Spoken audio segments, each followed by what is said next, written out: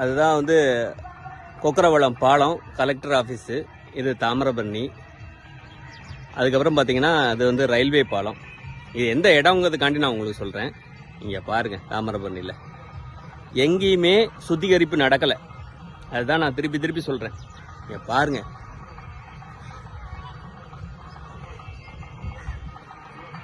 இது ஒரு ஏரியா கிட்டத்தட்ட ஒரு 15 சென்டாவது இருக்கும்.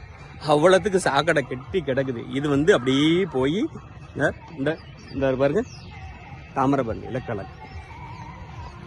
இவங்க என்ன செஞ்சிட்டாங்கன்னா, புதுசாக ஒரு ஐடியானா, முந்தி அந்த நடபாதை நேராக வர்ற நடைபாதையில் மக்கள் குளிக்கிற பாதையில் அந்த சாக்கடை வந்துருந்தது. இப்போ சாக்கடை அப்படி கட் பண்ணி திருப்பி ஆள் நடமாடாத பாதையில் விட்டு, நடமாடாத போது செடி கிடியெல்லாம் மறைச்சிக்குது. இதான் நடக்குது. அதாவது உண்மை நிலையை சொல்கிறேன்.